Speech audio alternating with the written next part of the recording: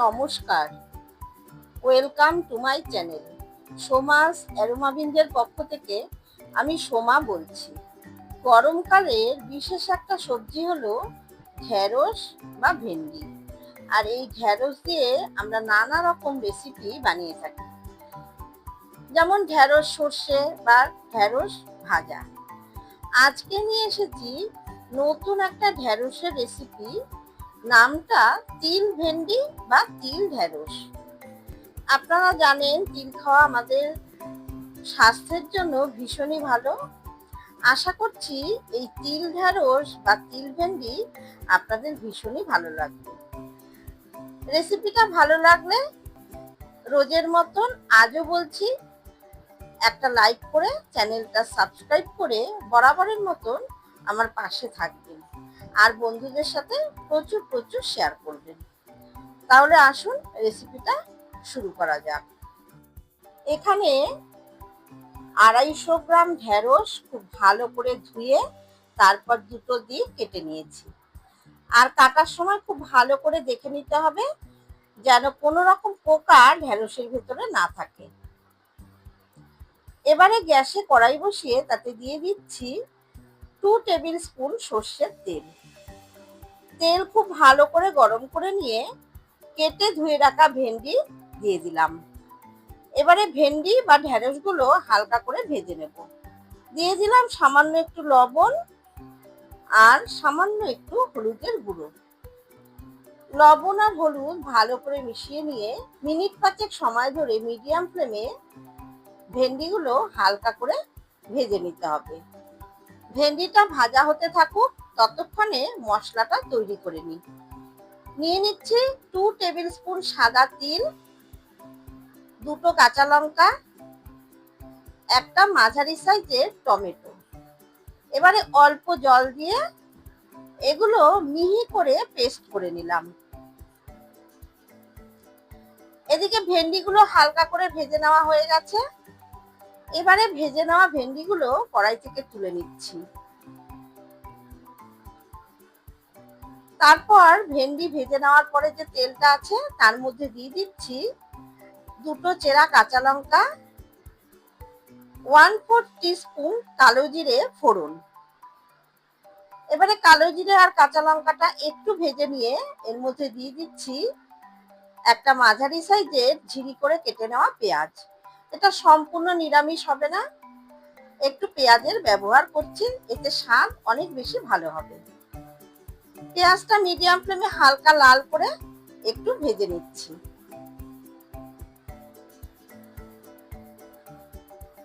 পেঁয়াজটা ভাজা হয়ে গেছে। এবারে দিয়ে দিচ্ছি তিল, কাঁচা লঙ্কা, টমেটোর পেস্ট। দিয়ে দিচ্ছি 1/4 টিস্পুন হলুদের গুঁড়ো, 1/4 টিস্পুন লাল লঙ্কার গুঁড়ো আর 1/2 টিস্পুন জিরের গুঁড়ো। সমস্ত গুঁড়ো মশলাগুলো ভালো করে মিশিয়ে নিচ্ছি। এবারে দিয়ে দিলাম মশলার বাটি ধোয়া সামান্য একটু জল। এখন সমস্ত মশলাগুলো লো টু মিডিয়াম ফ্লেমে খুব ভালো করে কষিয়ে নেব। হাই ফ্লেমে কিন্তু মশলা কষাবেন না, যেহেতু তিল বাটা আছে। হাই ফ্লেমে কষালে কড়াইতে লেগে যাওয়ার সম্ভাবনা থেকে যাবে। মশলা কষানো হয়ে গেছে, মশলা থেকে তেল ছেড়ে দিয়েছে। এখন দিচ্ছি স্বাদ মতো লবণ আর 1 টিস্পুন চিনি। চিনি আর লবণ দিয়ে আরো 1 মিনিট মতো সমস্ত মশলা কষিয়ে নিচ্ছি। সমস্ত মশলা খুব ভালো করে কষানো হয়ে গেছে। এখন দিচ্ছি পরিমাণ মতো গরম জল। গ্রেভিটা খুব পাতলা হবে না, আবার খুব বেশি শুকনো হবে না, সেই বুঝে জলটা দিতে হবে। ভালো করে মিশিয়ে নিচ্ছি। ঝোলটা ফুটে উঠলে দিয়ে দিচ্ছি ভেজে রাখা ভেন্ডি।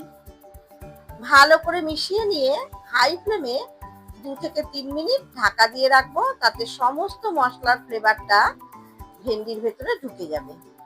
আর ভেন্ডি সেদ্ধ হতে খুব একটা বেশি সময় লাগে না, কারণ ভেন্ডি খুবই নরম আর আগে ভেজে নেওয়া আছে। 2 থেকে 3 মিনিট পর ভালো করে নেড়ে চেড়ে দিচ্ছি। দেখুন গ্রেভিটা ঠিক এইরকম হবে, খুব পাতলাও হবে না, আবার খুব বেশি শুকনো হয়নি। দেখুন সমস্ত ভেন্ডিগুলো কিন্তু গোটা গোটাই আছে। এবারে ওপর থেকে দিয়ে দিলাম দুটো চেরা কাঁচা লঙ্কা। গ্যাসের ফ্লেম অফ করে ঢাকা দিয়ে এবারে 2 থেকে 3 মিনিট স্ট্যান্ডিং টাইমে রেখে দেব। তৈরি হয়ে গেল ভীষণই সুস্বাদু তিল ভেন্ডি বা তিল ঢেঁড়স। ঢেঁড়সের অনেক রকম রেসিপি তো বানিয়ে খেয়েছেন, অবশ্যই একবার এইরকম তিল ভেন্ডি বানিয়ে দেখুন। আশা করছি ভীষণই ভালো লাগবে। এখন বাজারে প্রচুর পরিমাণে ঢেঁড়স পাওয়া যায়, কাজেই এই রেসিপিটা বানানো ভীষণই সহজ। রেসিপিটা কেমন লাগলো অবশ্যই কমেন্টের মাধ্যমে জানাবেন। আর যদি ভালো লাগে তাহলে লাইক করবেন, শেয়ার করবেন। আর যারা আমার চ্যানেলে নতুন বন্ধু তাদের কাছে অনুরোধ রাখবো, প্লিজ চ্যানেলটাকে সাবস্ক্রাইব করে পাশে থাকা বেল আইকনটাতে ক্লিক করবেন, যাতে আমার সমস্ত নতুন ভিডিওর আপডেট সব থেকে আগে আপনাদের কাছে পৌঁছে যায়।